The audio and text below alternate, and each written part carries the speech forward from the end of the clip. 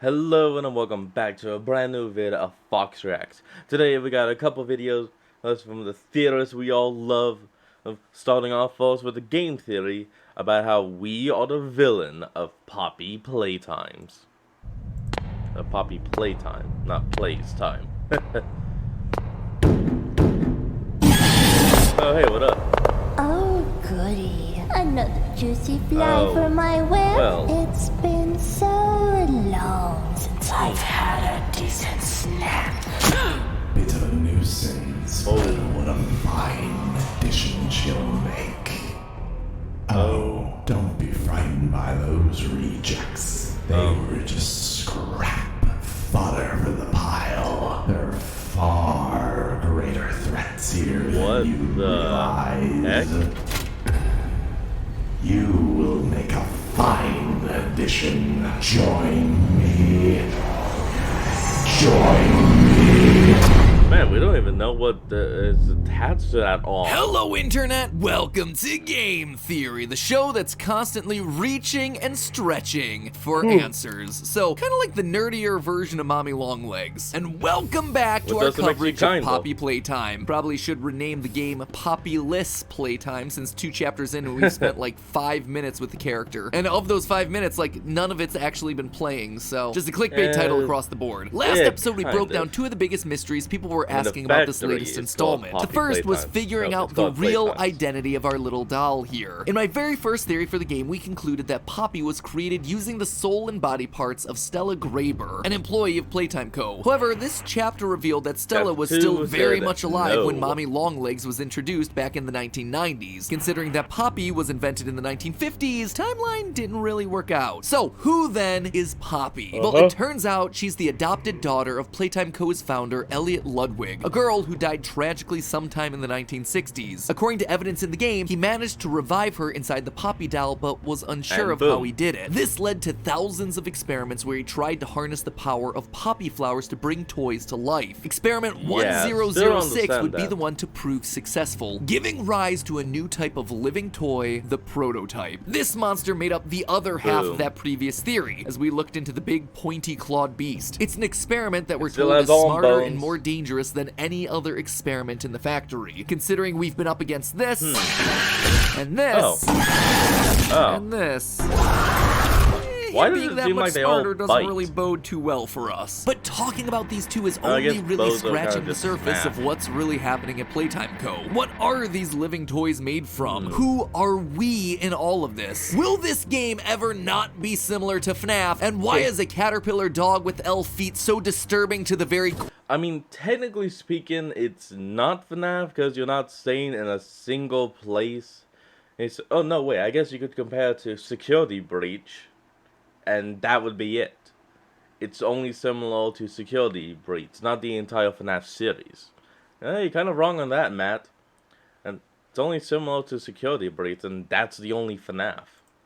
core of my being? Well, I think I have answers to all these questions and more. Alright, maybe not the last 2, but definitely the first couple. And by the end of today's episode, we'll be that much closer to figuring out all the twists and turns that Poppy has planned. Spoiler alert, I think that we might be the true villain of this whole narrative. Let's start at the makeup of the monsters. Originally, we suspected that the flesh and blood of former employees was being used to help create the sentient toys that are now chasing us around the factory. I mean, look at all the blood in this place. And usually it's found alongside a broken toy. Plus, as Huggy Wuggy falls into the abyss at the end of chapter 1, he leaves blood splatter on all the pipes that he hits on his way down. Combine that with our theory that Stella was inside a Poppy, and boom, you got yourself a recipe for the most gruesome company health plan ever. However, chapter 2 seems to be pulling us in a different direction. Once you defeat Mommy Longlegs and get back to the game station to free Poppy, you can find 2 notes on either side of the control panel. One is about a scientist complaining about the lack of natural light in the lab, which, let me tell ya, as someone who literally locks himself in a closet to work on episodes, totally get that. Hashtag relatable. But it's the second note that I want us to pay attention to. It starts off harmless enough. Just a list of instructions for employees working on the game station floor. Quote, start by reporting to the control station. Always keep a minimum distance of 20 yards away from Mommy Longlegs. The train will arrive with the children at 8 a.m. All children will be gathered inside the game station all at once. The order order, the games Okay. will be musical memory, whack-a-wuggy, then statues. A series of bridges and doors Alright, from a that's how control even station we should played guide it. you to each game, end quote. I mean, you know, it's Okay. all pretty straightforward stuff, but it's the Yeah. last section where my theorist senses really start to prick up. Quote Uh-oh. again, only one child should ever play a game at a time. Children who are not playing a Hmm. game will wait in the game station. There's playground equipment to keep them entertained. Record Oh. each child's performance as it's relevant to each game. Music Hmm. memory, composure, memory, pattern recognition, whack-a-wuggy, Oh. hand-eye coordination, and reaction times, statues, agility, strength, and speed. Once the children have left for the day, return to the control station, give all reports to Ms. Stella Graber to sort through, Boom. end quote. The children weren't just playing any old games, these games were You know what? Hold on, folks. Gotta do something real quick. Sorry about that. specifically designed to test children and monitor their skills. And that's not all. When you break out of the statues game, you can actually find 2 of these reports hidden inside the room for a Oh, yeah. child named Michaela Hyssop. Like Each right there on the proctor goes table. through and explains how Michaela performed in each task. Quote, she has a good grasp on the concept and decent performance, but Michaela made mistakes on several of the color patterns. In her second simple attempt, she thing. was making noticeable improvements. Quote again, Michaela is very accurate and fast. Few mistakes were made. You can actually see this improvement good. reflected in her scores, going from 331 to 434. However, notice what's written right at the top of the page. Underneath the child's name, the name of the proctor, is another category, assigned toy. For Candy Michaela, Cat. this was Candy Cat. Now, why would you need to assign a specific toy to each individual child? Unless, of course, you needed that child to have some kind of deep connection with the toy for some kind of Yep. supernatural purpose. Like, say, turning the child into that toy. Certainly sounds That's like what something that everyone's happened in an pretty much indie theorized. horror game. And look at this. Right at the start of the chapter, we find this note in Elliot Ledwig's office that talks about his experiments with dead rats and using the poppy flower to try and revive them. According to the Nice. document, it doesn't work. We talked about Yeah, all too that last small or episode. something. However, something we didn't mention last episode was that at the end of the note, Elliot leaves us with this parting thought. Quote, perhaps something larger than a rat Yep, would yield we got an different ad. results. Hold on, folks. We're back. Suddenly, it all begins to fit together. The testing of the kids, Dong, dong. assigning them a toy, it's not for their own betterment, it's in order to provide larger subjects for Elliot's experiments. Boom. He isn't stuffing his employees into toys to bring them to life, he's using children. Oh, come on, just Orphan when I thought we would children get through an at that. episode without a FNAF reference. But that's not all, because Poppy Playtime saw FNAF's dead kids and said, hold my remnants. Because if stuffing kids wasn't bad enough, these aren't Hold just my any remnants. children, they're orphans. At the start of Statues, before Actually, you know what? A drink called Remnant could actually be very tasty. Yeah, I drink that. And maybe it has kind of like a very light blueberry taste. It's maybe even a bit of a kind of a, like it's very bubbly. Yeah, that could work. Like, Scott, get in contact with a soda company.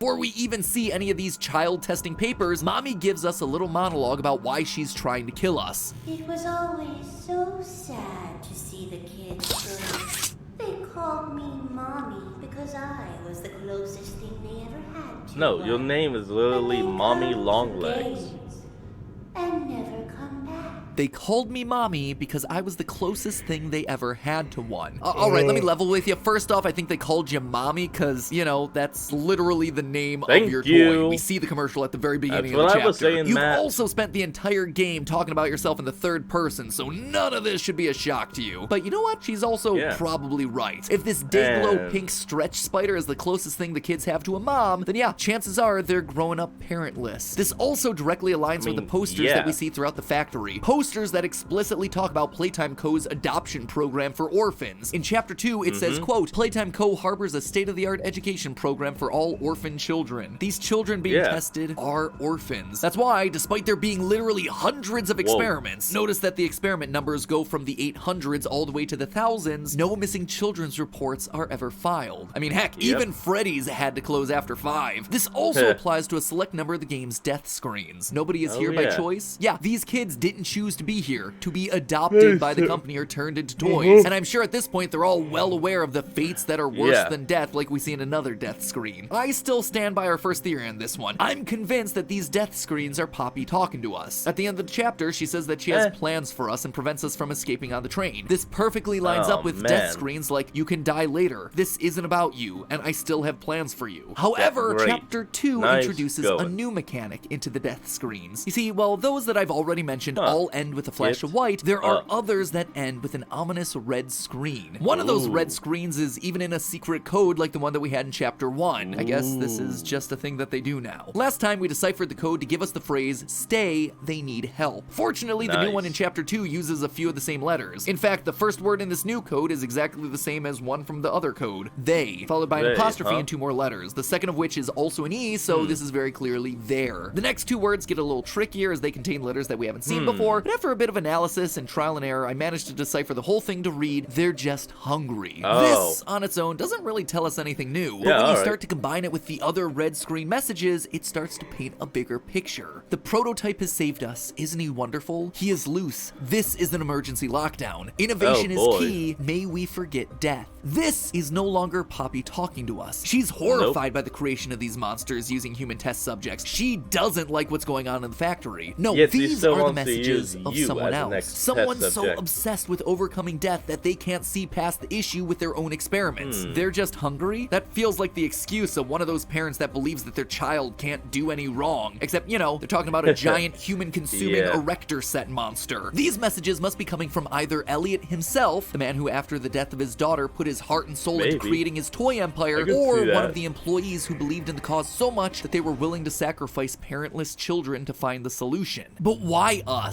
Why do we hear so many people talking in our ears when we die? In fact, why did we feel so compelled to return to the factory in the first place? I know we got ourselves a note saying that missing people were still here, but just not convinced that any minimum wage employee is gonna risk their lives in a factory where people mysteriously went missing 10 years ago. And when the giant Huggy suddenly went missing from the main atrium in the first chapter, yeah, most people are gonna nope straight out of there. Yet here we are facing monster after monster fighting for our lives, determined to see this thing through. Why? I've actually been thinking about this since Chapter 1, but at the time I just didn't have enough to give a definitive answer. Then here we are in Chapter 2, and Mommy says this. But you worked here.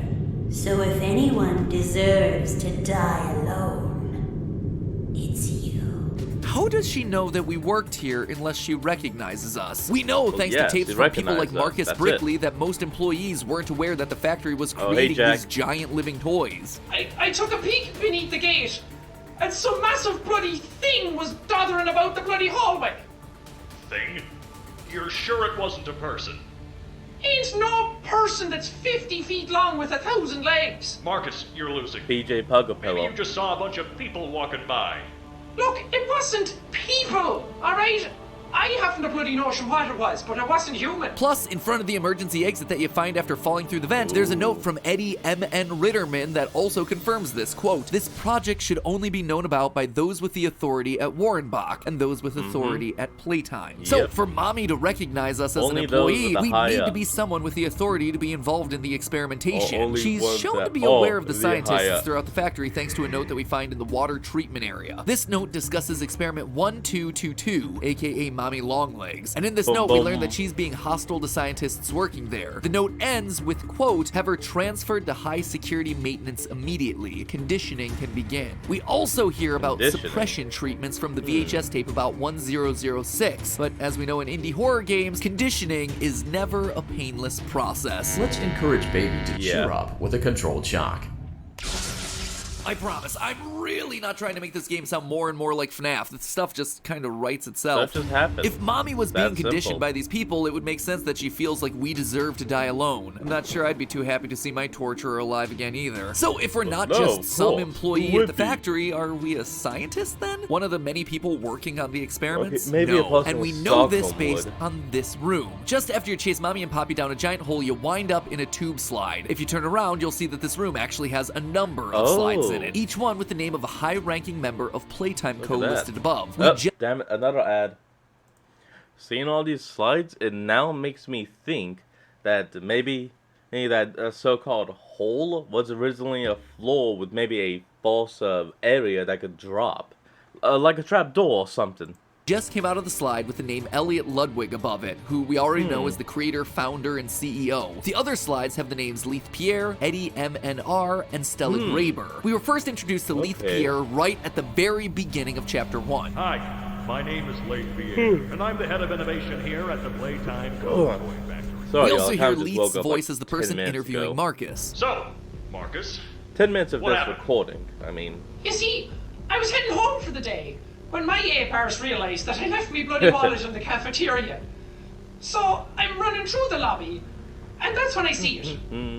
A mop handle lodged under the innovation wing gate. Now, what Marcus said there might seem insignificant, but it's not. It's Jacksepticeye. Of course, he's going to be important for the lore. Before jumping yeah, into the hole so. after Mommy and Poppy, if you look around, you can actually see 5 corridors that lead to different wings of the factory, like the game station and innovation. 5 Oh, look at slides, that. 5 different wings to the factory. So if this is truly a center point leading to all the different wings, and all the slides lead from high-ranking members' offices, it would stand to reason that each name is associated with a different wing of the factory. For Okay. example, one of the wings is labeled Play Place, which sounds very similar to where Chapter 3 has taken place, Play Care. We know that Stella is someone with authority at Playtime, as she was in charge of sorting through all the orphan kids' literally test just about to scores. say Is that therefore is the the one that would next decide which location. kids move forward on the train headed to the next stop, Play Care, where she could then monitor and begin the experimentation process. And as Stella's Okay, voice is heard in the I game see now. station, it would lead me to suspect that Stella's in charge of all play elements of the facility, so the play place would likely come under her control. This leaves us with 2 wings left, research and production. Eddie MNR is a bit hard to pinpoint as we've only ever had 1 letter from him, but his note does refer to the creation of the lab that these experiments are taking place So, in. As such, it research? makes the most sense for him to be the head of research, or some Exactly. similar sort of title, which leaves us then with the production wing. And you see, this is where we come in. You see, there are 4 slides with names that we've already mentioned, but there is one more in the right-hand corner, hidden in shadow. I suspect that this one is our slide. Someone see who the is high enough at name. the company to be aware of the living toys, someone important enough for Mommy to recognize, someone with an elite enough title that they got their own tube slide. We are the head of production. We're the ones putting these toys together, using the parts of the children from the game station. And when the toys Maybe. malfunctioned and needed conditioning, they'd be sent right back to production for us to fix the faulty product. That is why we're here. This is It's the getting only wing of the interesting. factory that's left unaccounted for. It explains our role in the narrative. It explains why Mommy recognizes us and why we're back, to either atone for our sins or to burn the entire place down so no one ever finds out what we did here. But that's not the You end got of it, to though. get If the I'm white right, out of and the this P. is meant to be our slide, we've actually been given a name. I mentioned that the 5th slide has no name above it, but the letters for the Damn. sign Oh. do seem to be present Hey! just on the floor. There we go. Jahyeonbaim. Now, names are hard. They're not normal words. Technically, anything can be a name, and you Yeah. certainly can't just plug it into a word unscrambler to solve it for you. The team and I spent a few hours trying various combinations of letters, and I spent even longer going through both chapters of the game trying to find some kind of a clue to point me in the right direction. Some initials or a document get with the only a first or last Jane. name attached, but so far, nothing. I did come up with a couple of possibilities, though. Things like Benjamin Yo, Benjamin Hoey, or J Bohemian. Can't say that they're anything definitive. However, there was one that stood out from the rest. One that seemed What to you fit got? with the world of this game and with the other names of characters. Ladies and gentlemen, I predict that our character's name is, drumroll please, We all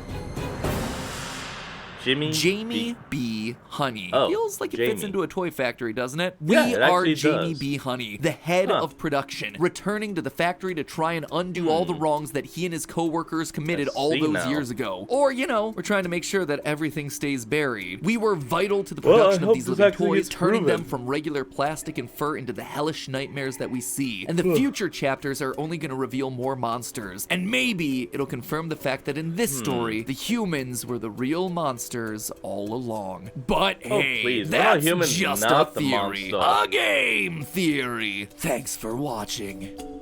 Well, folks, looks like that's what we're going to call it an end for now. So, I want you all to remember to like, comment, and subscribe. Down in the description will be a link to the original video, so remember to support the original creator and all he does. And I'll see all of you folks in the next video. Peace.